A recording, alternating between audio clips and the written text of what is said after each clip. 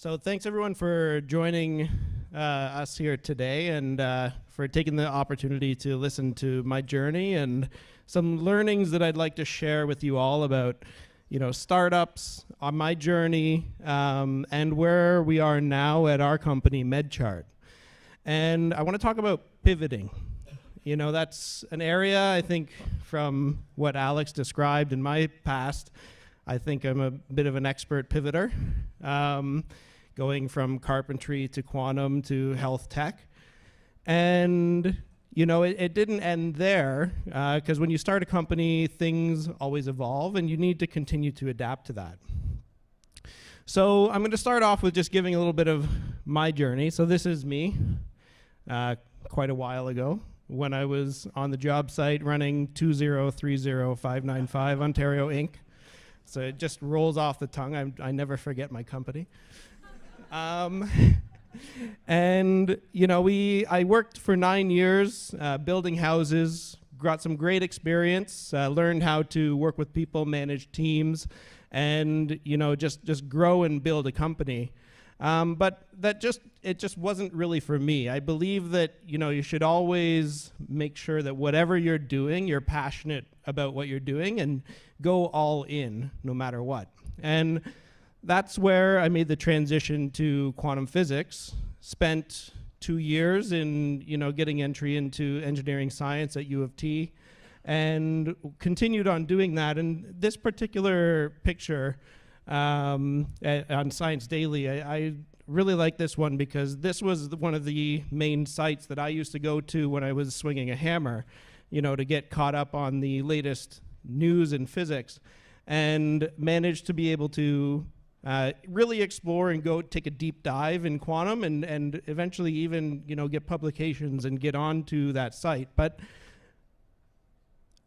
in that journey is when something happened to my father-in-law. Unfortunately passed away in 2013. And just like Alex said, we realized how shit the healthcare system is in connecting health data. And it fell on my mother-in-law to coordinate care across 4 hospitals, 2 home care agencies. And at the same time, actually, my co-founder, Derek Chow, who's here in the audience, was experiencing something similar with his family. And he was in NSI Aerospace. So we figured, aerospace, physics, healthcare, we could fix this. So we set out to build MedChart.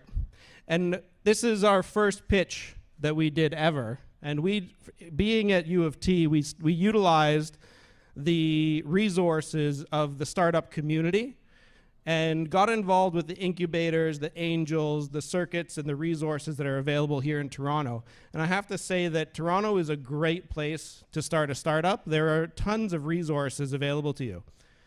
We went through 2 incubator programs, and we're lucky enough to be able to secure angel funding right out of the gate after demo day.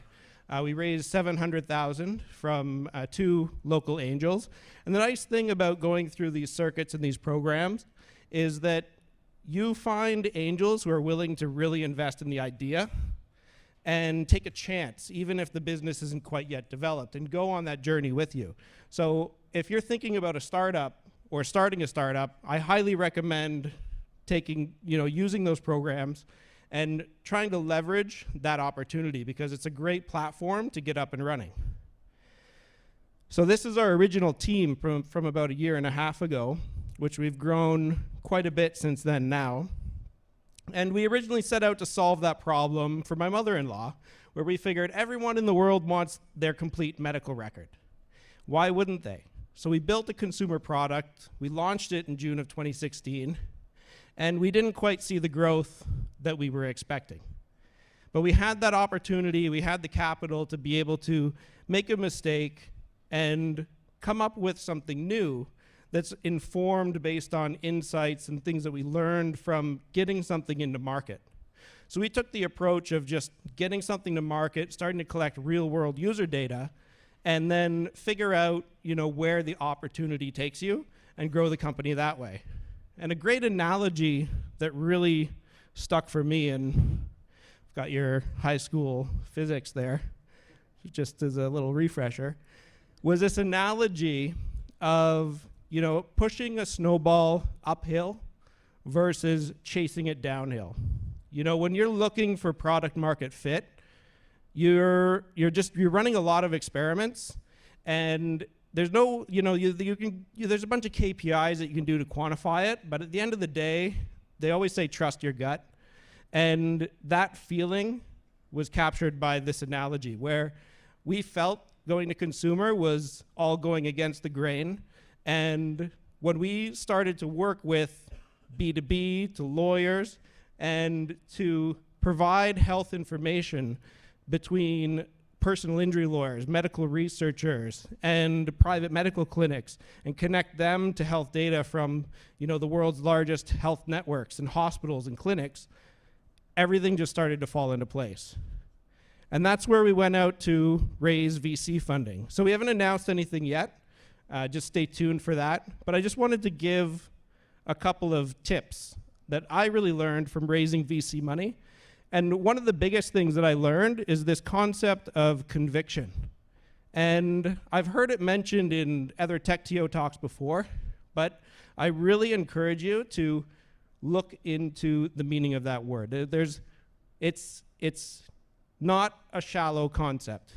You're looking to get investors to have a very deep conviction and understanding in belief in the success of your business opportunity.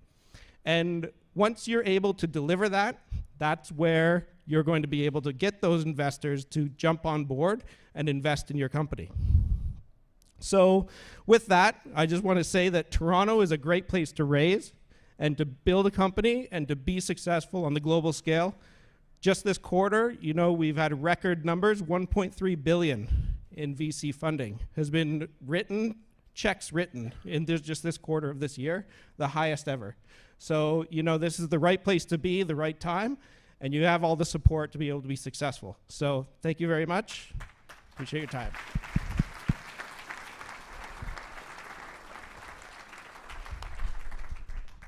Two questions.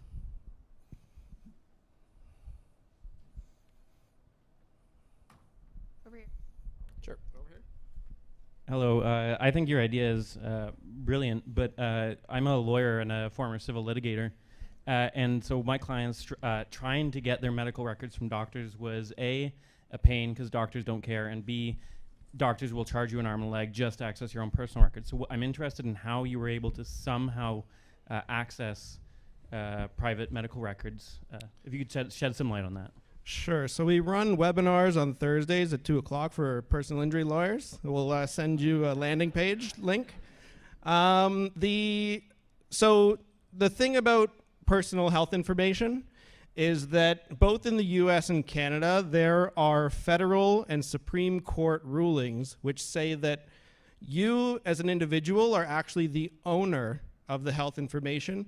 The healthcare provider, the hospital, they just own the medium that information is on. So you have the right to be able to transfer your information into a medium that now you are the owner of. Hence, that's what MedChart does. So we're a health data marketplace built on patient consent, and we allow individuals to exercise their legal right to health information ownership and then share that data with anyone that they choose because it's theirs. So personal injury lawyers, medical researchers, life insurance underwriters, these are just some customers where we've had some good success, and it's just up to the individual. We say, here, we're the platform that's going to give you acquisition of every bit of health information that's been collected on you in the healthcare system over the past 10 years, and then you can do whatever you want with it. And sharing it with your lawyers is just one of those options.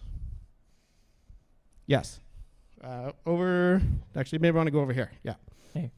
Yeah, thanks. It's really cool that you can raise funds in Toronto now. I'm interested to hear what you think about hiring and getting space and paying for other overhead in Toronto versus, south of the border. Thanks.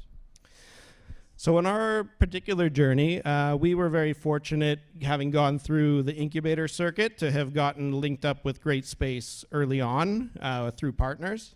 When we were ready to move on to our own space, we really took a traditional approach. You know, we hired a real estate agent, we started touring places, and ultimately how we found a place is our real estate agent kept showing us things which were just way out of budget.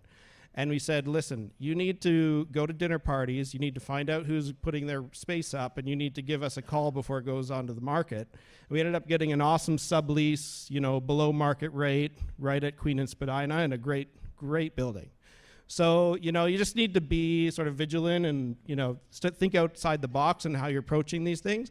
And then talent, we are doubling the size of the team. React, marketing, C#. If you want to come and chat with me after, definitely, you know, finding good talent is always a challenge and a struggle. And yeah, you just gotta go for it.